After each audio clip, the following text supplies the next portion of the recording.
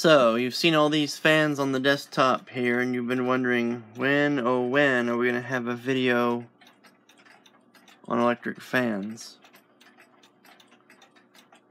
Had these here for a while now, and no fan video yet. So, I thought today I would talk about lanterns. So in the previous video you saw on this channel on oil lamps, the flat wick, the center draught, the Aladdins, I demonstrated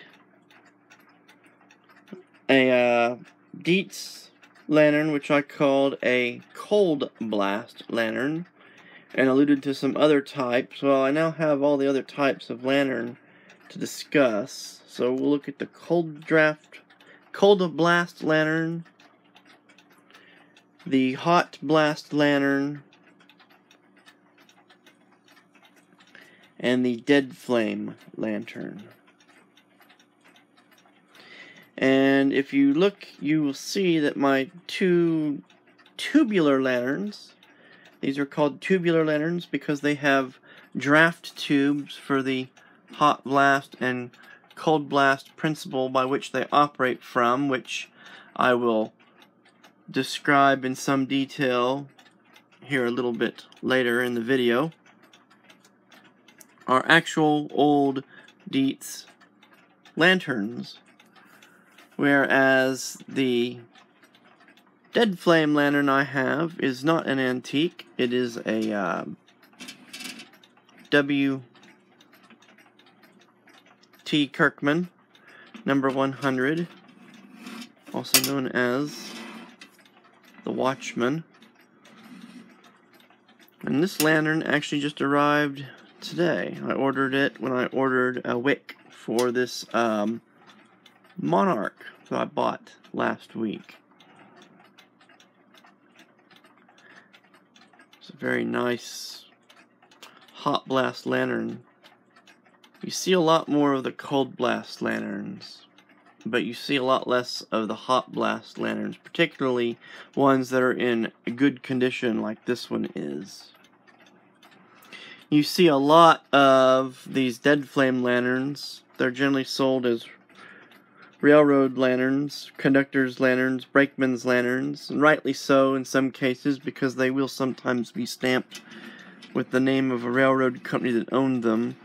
But I can never see paying what dealers are often asking for such common lanterns, and so I was able to buy this lantern with shipping for a fraction of the cost of one of those old lanterns that might need repairs or cleaning or have parts missing before it can actually be used. So let's turn the dazer light off here so we can see these by their own light. So the dead flame lantern was the first type. It was the original lantern. It's just an enclosed flame. There's an oil pot down here that's removable for lighting it, a glass globe, and then there's a spring-loaded top here that holds everything together. And it's just an enclosure. It works just like an ordinary flat wick table lamp would operate, except it's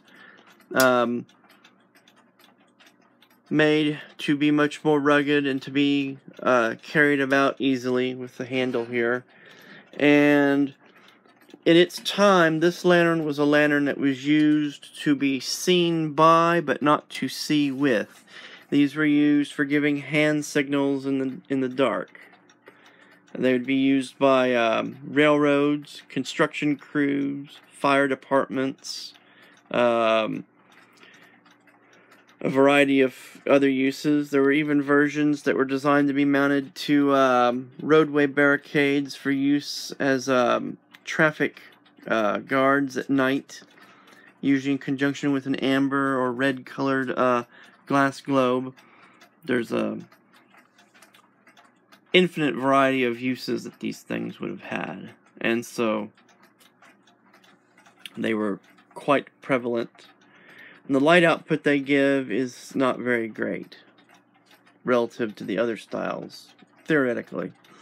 And this is something else we'll discuss, because I have these 3 lamps here of each of the different style, but none of them has the same size wick. This would be a very fair side-by-side comparison if they all had the same size wick in them. And they don't. Turn this around, you can see the wick riser knob. This lantern has a 3/8 inch wide wick. This lantern has a 5/8 inch wide wick.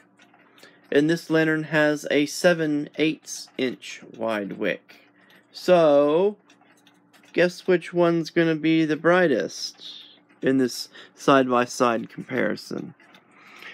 It's also very subjective where the flame settings are for equal output on each one, or max output on each one. But anyway, theory, this lamp is the lamp that produces the least light for a given size wick. It's just a dead flame. It just draws air in at the bottom, burns, exhausts at the top. The first attempt at making a lamp that was brighter than just a conventional dead flame lamp was the hot blast lamp. It was invented by a man named Edwin in 1868, and is so constructed that it will recycle the exhaust gases. And so there is a plenum chamber here between the top of the oil pot and this piece here that connects with these draft tubes on either side.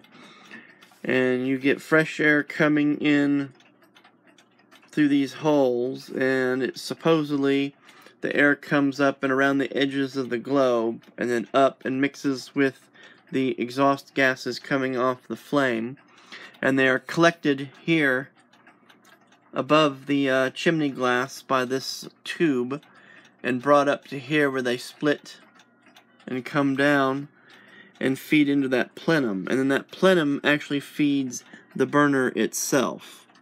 The space there between the hemispherical dome there on the burner. So this is a hot blast lantern. It's supposed to be brighter than a dead flame lantern. And one advantage that this lantern has that led to its ongoing popularity, this particular lamp was made somewhere between 1937 and the early 60s. Something that contributed to its ongoing popularity was the fact that it was, of the 3 types you see here, the safest to use indoors, because of that feature that it has where it recycles the exhaust gases over and over. Then in the 1870s, Mr. Irwin invented the cold blast lantern.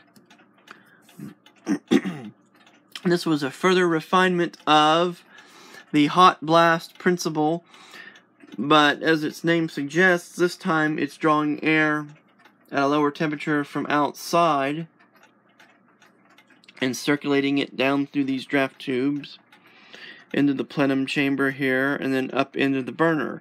And the cold, denser air provided more air to the burner and allowed for a brighter flame. And it certainly looks bright here, but remember, this is a wider wick than what the other 2 lamps have.